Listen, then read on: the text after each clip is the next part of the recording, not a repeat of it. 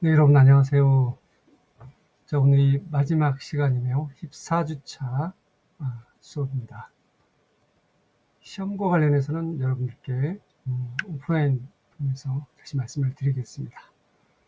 자, 이번 주는 제 12장 한국의 복지국가의 현황과 전망입니다. 자, 그동안 쭉 우리가 유럽을 중심으로 해서 복지국가의 역사들을 배워왔습니다. 이번 시간은 한국의 복지국가의 현황과 전망을 이렇게 포괄해서 설명을 할 텐데요. 사실 한국의 복지국가를 현장에 담는다는 것은 상당히 만만치 않은 일이겠죠. 그래서 개괄적으로 살펴보면서 한국의 복지국가의 큰 줄기가 어떻게 되는지 좀 보면서요. 그리고 앞으로 어떻게 복지국가가 전개될지를 살펴보는 그런 시간을 갖도록 하겠습니다. 자, 우선 현황입니다. 한국의 복지국가의 현황이 어떻게 되는지 보겠습니다. 우선 공적 사회지출의 규모와 소득 불평등에 대한 것들을 살펴보겠습니다. 공적 사회지출의 규모라는 것은 세금을 받아서 세금을 투입하는 그 규모를 얘기하겠죠. 그리고 거기에 따라서 소득 불평등은 어떻게 되는지를 살펴보는 거예요. 우리가 이제 복지국가라는 것은 세금을 걷어서 일종의 사회 지출을 하는데, 이것이 다른 얘기로 얘기하면 소득 재분배를 얘기했었죠. 소득 재분배가 얼마나 잘 되느냐라고 하는 것은 공적 사회 지출 규모가 얼마나 많이 있느냐와 상당히 맥을 같이 할 거예요. 자, 그러면 한국은 GDP 대비 공적 사회 지출의 비율은 2015년 현재 10%라고 나와 있어요. 근데 이제 이게 이 교재에서는 10%로 나와 있는데요. 21년도의 기준으로 보면 15% 정도 이렇게 나와 있어요. 15.2%. 이렇게 많이 늘었죠. 그동안 한 6년 동안 거의 한 5% 정도가 늘었어요. 하지만 이는 OECD 평균 22%에 약 70% 수준. 그러니까 OECD 평균에도 미치지 못하고 있는 거죠. 예를 들면 스웨덴이라든지 독일 같은 경우는 스웨덴은 26%, 독일은 25%, 그리고 일본도 23%, 미국은 10%, 19%, 이런 나라들과 비교해서 한참 몸을 친다는 것이죠.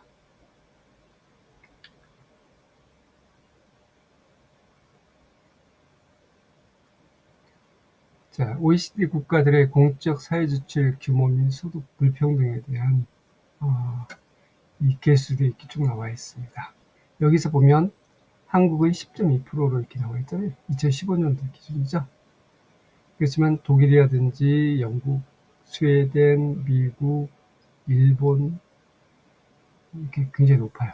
물론 이제 남미의 칠레나 멕시코는 상당히 낮죠.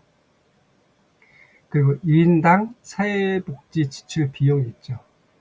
1인당 사회복지 지출 비용이 얼마인가? 미국 달러로 보면 한국은 324달러? 지금 환율로 하면 400 정도. 독일 같은 경우는 11,000달러. 영국은 우리 8,600달러. 스웨덴 같은 경우는 12,000달러. 거의 1인당 복지 지출 비용이 스웨덴은 한국의 4배 가까이 가요. 그러면서 이제 소득 불평등, 이걸 이제 지니계수라고 하는데요. 우리 지니계수를 우리가 좀 알고 있어야 될 것 같아요. 이 소득 불평등 지니계수가 어떻게 되냐? 그래서 조세 및 이전 지출 이후에 보면 우리 한국의 진위계수는 0.295, 독일 같은 경우는 0.293, 영국 같은 경우는 0.35위 이렇게 쭉 이렇게 나와 있죠. 이 진위계산 뒤에서 조금 더 설명을 드릴게요. 자, 공적 사회지출 규모를, 이 규모와 소득 불평등의 관계를 좀 보겠습니다. 한국의 공적 사회지출 비용은 상당히 증가를 하고 있더래요. 이게 이제 2015년도에 GDP 대비 사회지출이 10.2%. 근데 아까 얘기했던 21년은 15%가 넘었죠. 15%가 넘었어요. 근데 이게 95년도에는 3.2%밖에 안 됐었어요.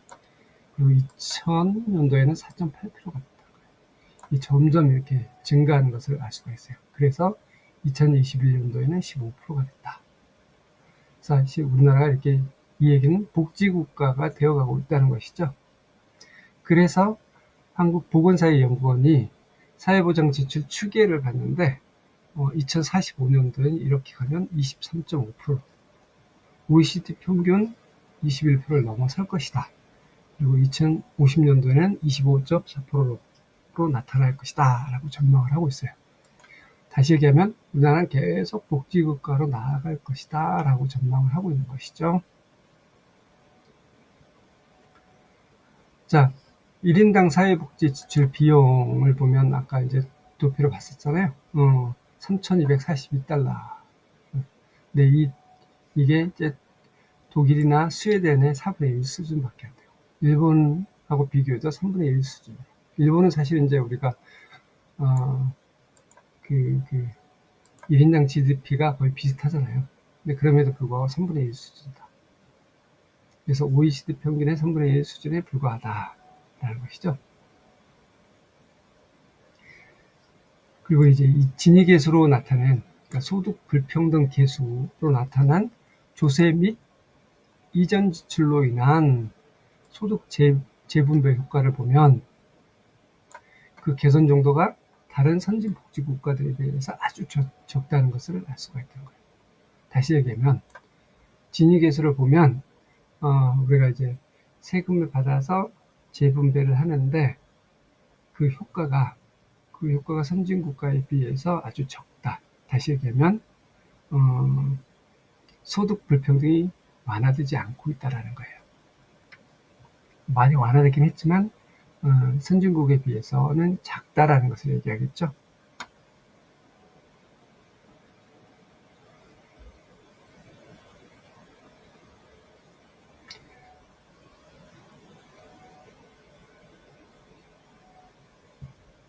하지만 이제 이런 어쨌든 그 소득의 불평등과 상대적 빈곤율을 줄이는데 복지국가가 상당히 큰 역할을 해왔다는 것은 사실입니다. 선진국에 비해서 적은 것뿐이지.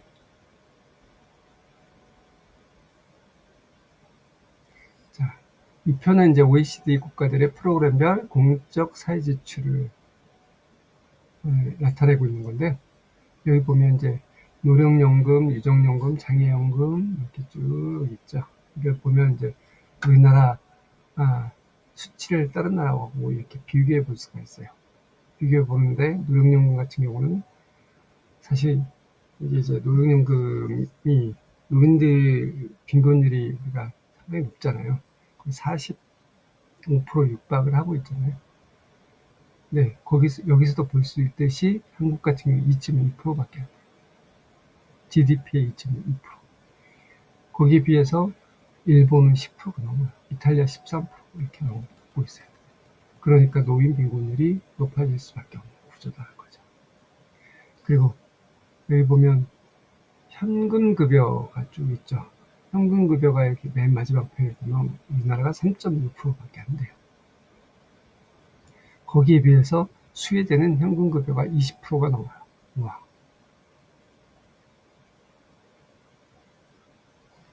사실 어마어마한 차이가 나고 있죠.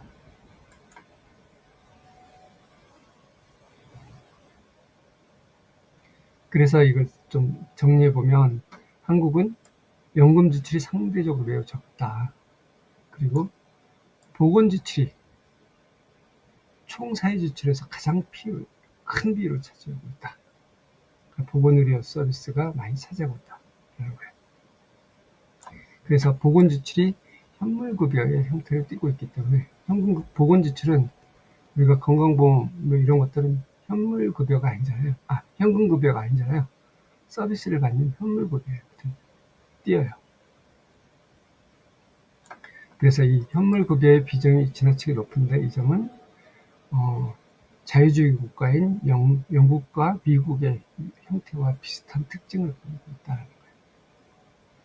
네, 이것은 우리 연금제도의 역사가 되게 짧고 적용 대상이 상대적으로 적다라는 거예요. 그리고 연금급여 수준도 낮다는 사실로 판단할 수 있어요. 그러니까 복지국가가 우리가 시작된 지 얼마 안 됐기 때문에 실제로 시작된 지가 2000년대라고 봐도 과언이 아니잖아요. 그 전에 계속 제도를 만들어 왔던 시기이고, 그래서 2000년대부터 김대중 정부부터 비약적으로 이제 복지국가에 대한 비중이 늘어나게 되는 상황. 이제 이 과정 불과 25년도 채 안 된 이런 상황이기 때문에 어떻게 보면 우리는 계속 복지국가가 발전되어 갈 가능성이 커진다. 그 얘기는 뭐냐면 아직까지 이제 우리는 그 선진국 수준에 상당히 못 미치고 있는 이런 상황이긴 하는 거고요. 복지국가가 계속 발전하는 상황이면 복지에 투입되는 예산들이 더 많아질 거고, 또 그러게 되면 사회복지사들의 역할이나 또는 포지션들이 높아질 수밖에 없다는 것을 우리가 이 상황에서 알 수가 있습니다.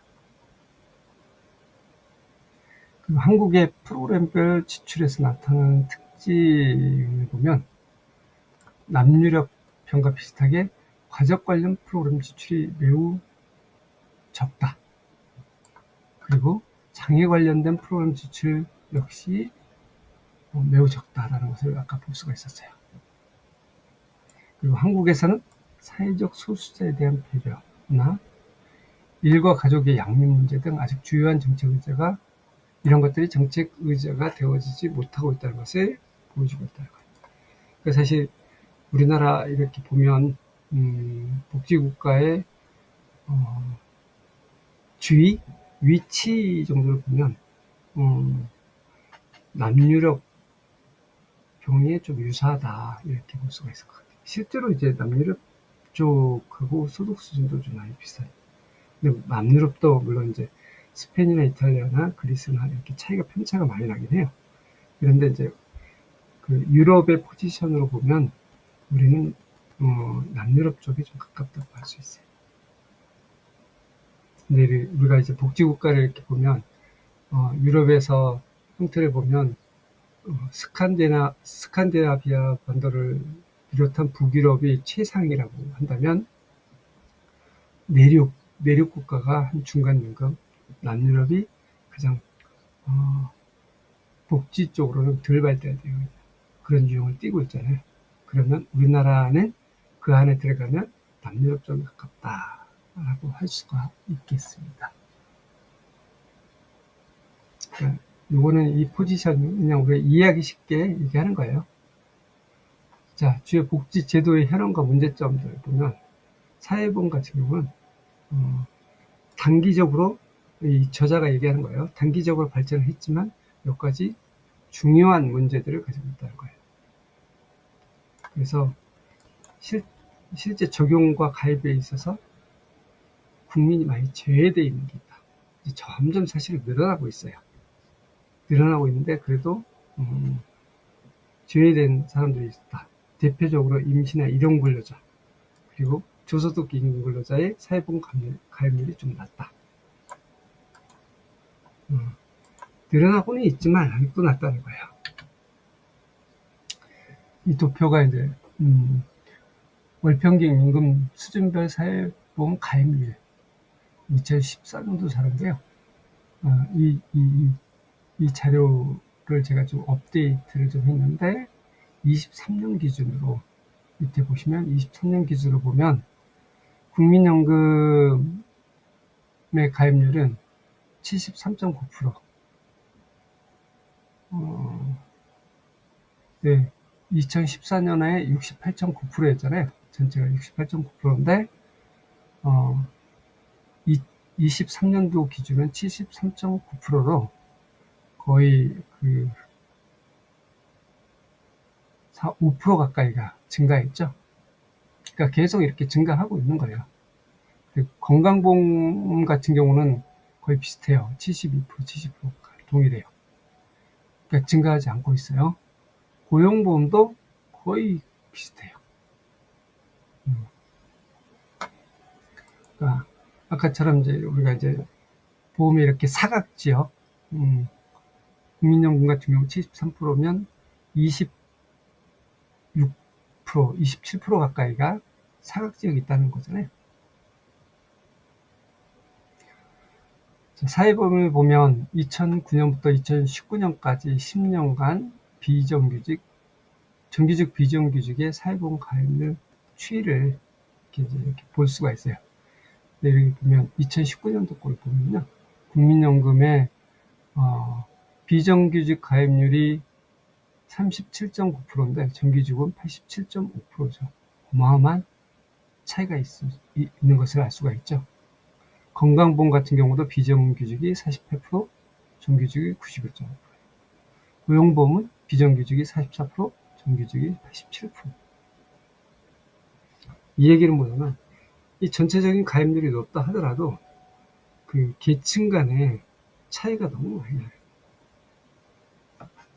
그러면 사각지역이 굉장히 많아진다는 얘기를 하는 거죠.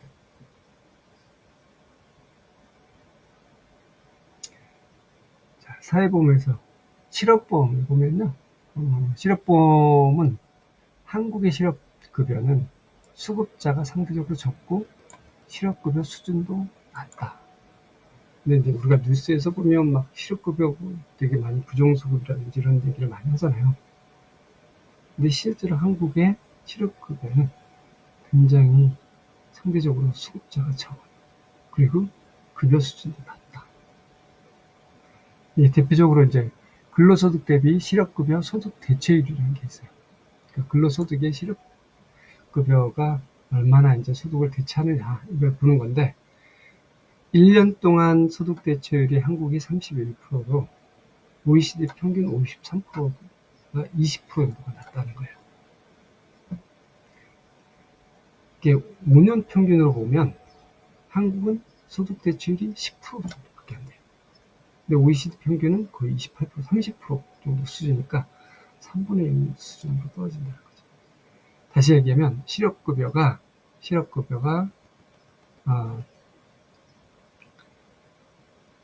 어쨌든 우리가 직장을 갖지 않으면 사실 소득 대체를 해야 되는데 소득 대체를 못 한다는 거예요. 상당 부분 너무 소득 대출이 너무 떨어진다는 거예요. 이 얘기는 뭐예요? 탈상품화 지수가 높다 낮다? 탈상품화 지수가 낮다라는 것을 얘기하겠죠.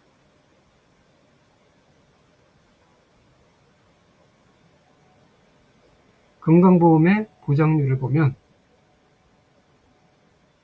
건강보험공단에서 부담하는 급여비가 차지하는 비율을 의미하는데요. 보장률이 건강보험에서 사실 같은 보면 우리가 치료를 받는데 보장을 받는 거잖아요. 건강보험에서 내주는 거예요. 근데 그 퍼센티지가 얼마나? 2004년도에 61.3%였어요. 2007년에는 65%였다가 2016년에는 62.6%를 보고 있어요. 그 얘기는 뭐냐면 우리가 이제 100원을 내면 62원은 그 건강보험에서 내고 나머지 38원은 개인이 부담하는 거예요. 그러니까 개인 자부담률이 높다는 거죠. 근데 OECD 평균은 약 78%. 이 두 개가 약간 차이가 있죠. 근데 이것도 이제 사실은 21년 정도, 2021년 기준으로 하면 65.3%로 올라가요. 그래서 건강보험에 대한 보장률이 점점 이렇게 올라가고 있어요. 그러니까 점점 복지국가화 되고 되어가고 있는 것이죠. 근데 그럼에도 아직까지도 부족하다라는 거죠. 자, 건강보험의 보장률은 도표에서 이렇게 쭉 보시면 점점 올라가고 있는 것을 우리가 사실 건강보험 보장률이 올라가지는 않네요. 제가 잘못 말씀드렸네요. 2000 올라갔다가 떨어졌다가 다시 또 올라가고 그런 형태를 띠고 있네요. 국민연금은 계속 올라가고 있는 거 맞아요. 그래서 사회보험을 OECD와 비교했을 때, 그중에 이제 건강보험을 OECD 국가들과 비교했을 때 상대적으로 낮은 보장률, 그리고 건강보험료 미납적 문제들이 있다라는 거예요.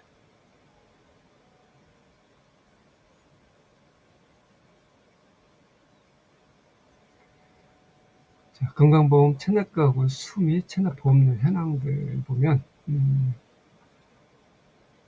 2013년도에 전체 보험료 체납액이 이게 억 원이니까 10억, 100억, 1000억, 조 1조 9천억이. 오, 굉장하네요. 상당하네요. 자, 공적 부조와 사회 서비스에 대해서 한번 이 현황과 문제점을 살펴보겠습니다. 공적 부조는 우리가 이제 김대중 정부 때 1999년도에 국민기초생활보장법이 제정되면서 생활보호법에서 완전히 국민기초생활보장법으로 바뀌면서 대상자가 늘어나게 되고 혜택도 많이 늘었다고 얘기했잖아요. 완전히 바뀌었다고 했잖아요. 하지만 아직까지 엄격한 부양 의무자 규정 등 까다로운 수급 조건이 있다. 근데 이제 이게 문재인 정부 때는 또 이게 부양 의무자 규정이 폐지가 됐죠. 단계적으로 쭉 폐지되고 있어요. 그래서 점점 여건들이 개선되고 있죠. 수급 여건들이.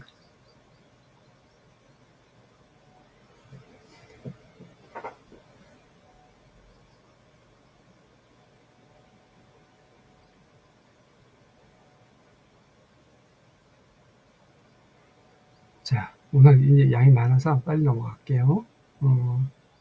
자, 공적 부조와 사회 서비스에서 사회복지 전담 공무원의 현황들을 보면 2010년도에 10,000명이었던 것이 쭉 증가돼서 매년 일정 정도는 증가가 돼서 2016년에 19,000명이 됐어요. 그러니까 복지 예산이 증가하면서 복지 전담 공무원들도 계속 증가할 수밖에 없고 복지 예산이 앞으로도 증가할 수밖에 없겠죠. 그러면 공무원들의 현황도 복지 공무원의 현황도 계속 증가할 수밖에 없겠다라는 거죠.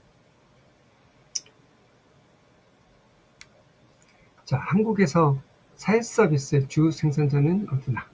민간 비영리 기관들이죠. 이 기관들이 개별적으로 서비스 이용자들의 이용 자격을 심사하고 나름의 재량에 의해서 서비스를 제공하고 결정한다.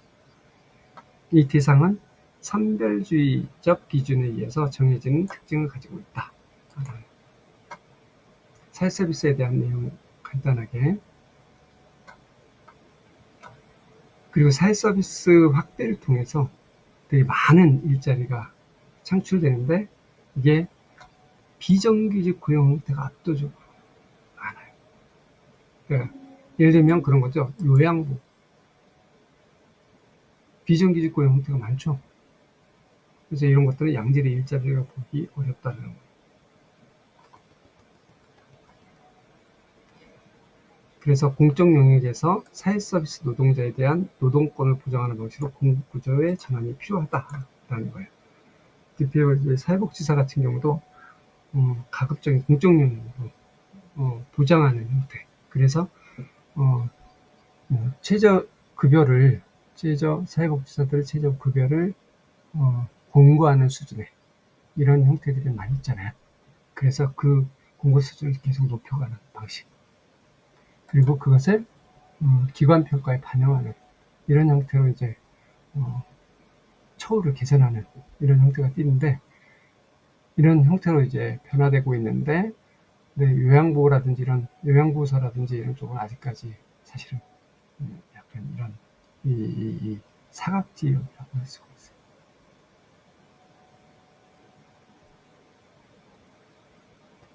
그래서 복지국가에서 이 재분배 정책을 통해서 불평등을 줄일 수 있는 방법이 당연히 국가의 공적 이전 지출을 늘려야 되겠죠. 늘리려면 조세 수입을 높여야 되겠죠. 그래서 뭐 당연한 얘기겠지만 조세 규모가 높은 국가일수록 상대적으로 평등한 거고요. 그래서 세금을 어떻게 하면 높일 것인가, 이게 사실 우리가 관심을 많이 가져야 되는 분야인데, 사실 세금을 높이면 조세 재정이 워낙 또 큰 문제가 또 있는 거예요. 그래서 세금을 높이는 것은 정권에 따라서 많이 달라지는 형태를 띠고 있는 거잖아요. 그래서 정치의 민주화도 굉장히 중요하다라고 볼 수가 있겠습니다. 자, OECD 국가들에 대한 조세 부담률을 이렇게 쭉 볼 수가 있어요. 네. 조세 부담률이 한국 같은 경우는 다른 국가, 선진국가에 비해서 조세 부담률이 낮은 것을 좀 확인할 수 있어요. 한국이 20% 정도 이렇게 되고 있잖아요. 반면에 국민 부담률은 높은 거죠. 근데 이제 스웨덴의 영국 이런 데 같은 경우는 조세 부담률이 34% 사이, 국민 부담률은 46% 이렇게 높아요. 이렇게 이제 조세 부담률이 높다는 것은 다른 얘기로 소득 재분배가 된다는 얘기예요.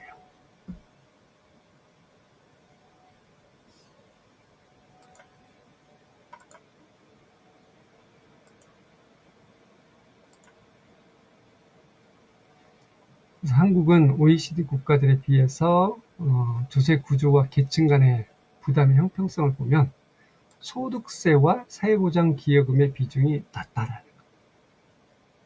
그래서 한국의 소득세 비중, 소득세를 내는 비중이죠.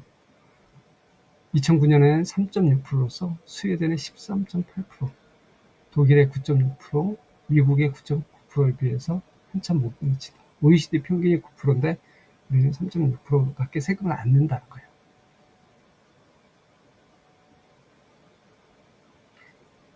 그래서 사회보장기여금의 비중이 5.8%, OECD 평균의 9%의 3분의 2 수준밖에 안 된다.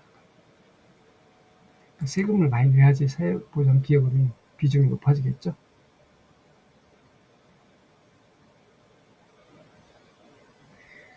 그리고 이제 작년 우리가 이제 많이 나왔던 법인세, 윤석열 정부에서 법인세 확 깎아줬죠. 이 비중이 2009년도에 3.7%로서 OECD 평균 3.5%가 높게 나타난다. 법인세는 실제로 이제 높은 게 맞다는 거예요. 그런데 고용주의 사회보장기여금 비중과 이렇게 합산했을 때는 그렇게 높지가 않다는 거예요. 그러니까 다시 얘기하면 법인세는 높지만 기업에서 사회보장기여금은 낮기 때문에 두 개를 합산했을 때는 한국은 이 비율이 6.3%로 스웨덴이나 독일보다 훨씬 낮다는 거예요. 무슨 얘기인지 아시겠죠? 사회보장 기여를 기업이 많이 하든지 또는 소득세 비중이 높든지 둘 중에 하나는 해야 된다는 거죠.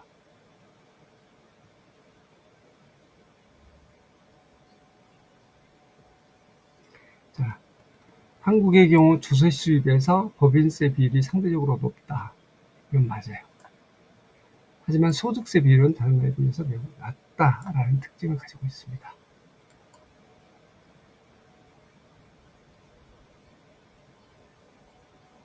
그리고 우리 국민이나 아니면 기업이 사회보장에 기여하는 비율이 22.8%로서 OECD 평균이 26.4%와 낮다. 그러니까 이제 우리가 이제 둘 중에 하나겠죠. 세금을 많이 내든지, 그러니까 세금을 많이 내서 정부가 그 세금을 가지고 복지 많이 투자하든지, 아니면 이게 이제 간접세로서의 사회보장 기여금을 더 많이 내든지, 그러니까 그 개인이나 아니면 기업이 부담하는 이 비중을 높이든지 이렇게 해야지 되는데, 여하튼 세금에서는 법인세는 살짝 높지만 개인 내는 소득세는 너무 낮은 특징을 가지고 있고, 사회보장 기여금의 비율이 낮다 보니까 전반적으로 복지의 재분배 효과는 떨어지는 형태가 된다는 거죠.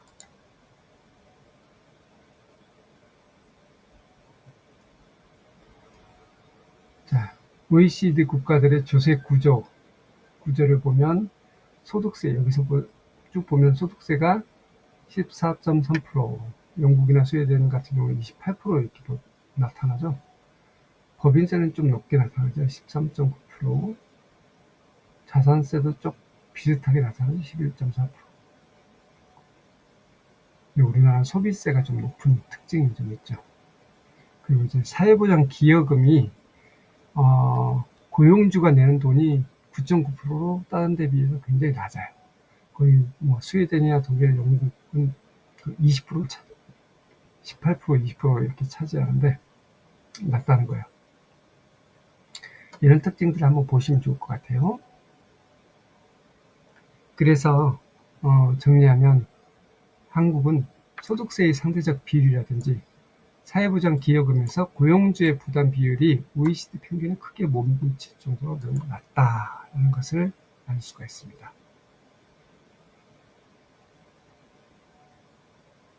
어쨌든 한국은 세계적 모델에서 소득세 부담률이 낮다라는 거예요. 소득세, 사실 정치하는 사람들 입장에서 소득세를 높이기가 쉽지가 않죠.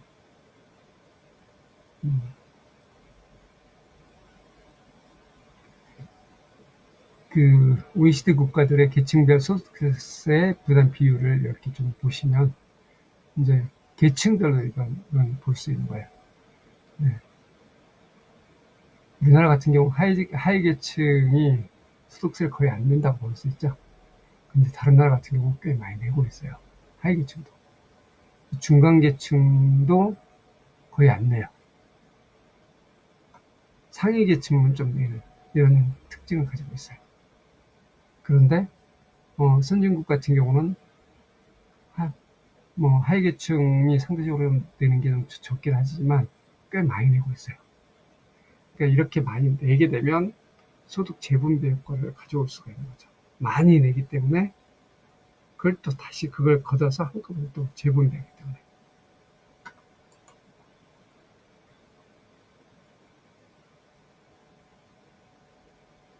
자, 이거는 이렇게 해서 그 이야기에 대한 조세 불가능에 대한 이야기들입니다.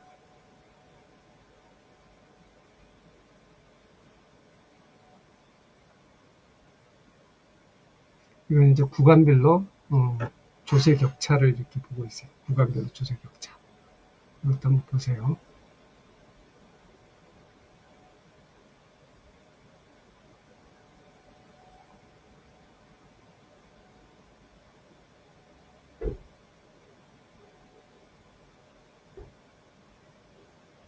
여기서 보면 소득 불평등이 국가의 조세 및 공적 이전 지출의 확대에도 불구하고 줄어들지 않고 있다. 오히려 증가하고 있다.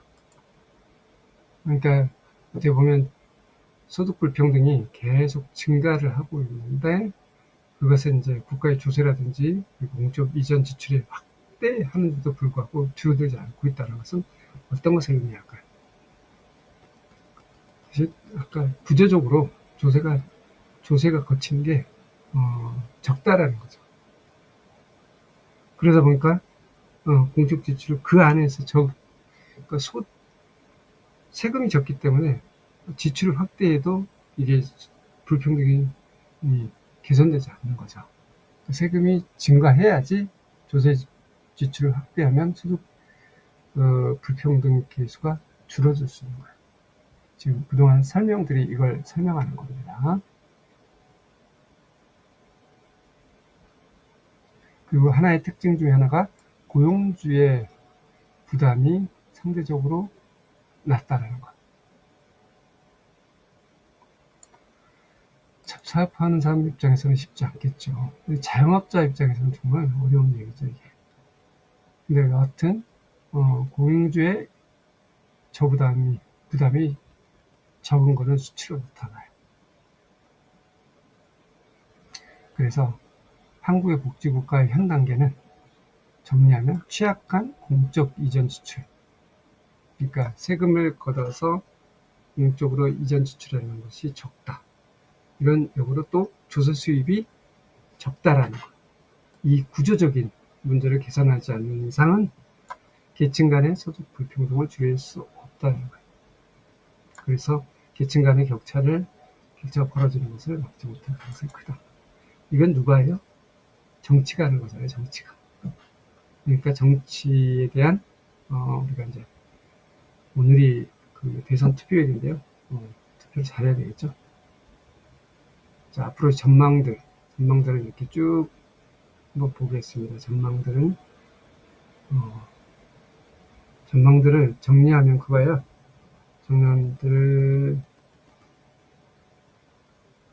전망하면 이제 긍정적인 전망이 있고 부정적인 전망들이 있는데요. 그 정치에서는 어쨌든 부정적인 요인이라고 한다면 보수 동정 정치라든지 진보 정당의 영향력이 좀 떨어지고 있다. 그리고 사회민주주의 의식이 좀 부족하다. 그러니까 사민주의 국가로서의 사회민주주의에 대한 인식이 부족하다라는 것. 그리고 경제적으로는 이렇게 이제 사회 구조가 포스트 포디즘이라고 해서 비정규직이라든지 이런 것들이 확대되고 있고, 특히 우리나라 같은 경우는 자영업자 문제가 굉장히 심각하고, 세계화로 인한 국가의 자율성이 약화되고 있는 상황이다. 그리고 복지 의식에 있어서도 우리나라 같은 경우는 되게 함께 잘 산다는 개념보다는 돈만 있으면 최고야 라는 무신주의가 굉장히 강해지고, 연대의식도 되게 부족한 상태.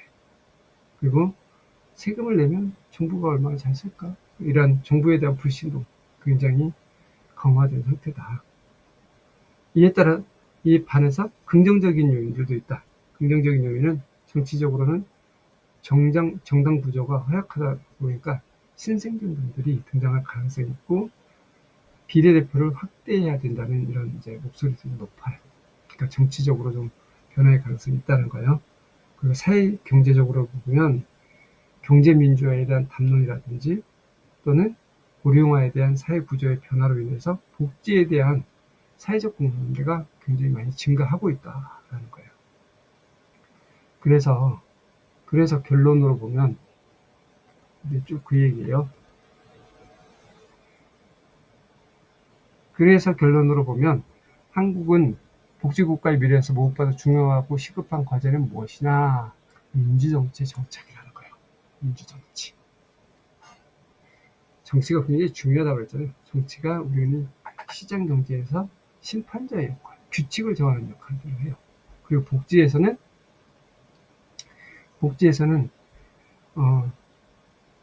세금이라든지 이런 재분배에 대한, 불평등을 줄이는 재분배에 대한 가장 중요한 역할들을 정치가 하는 거잖아요.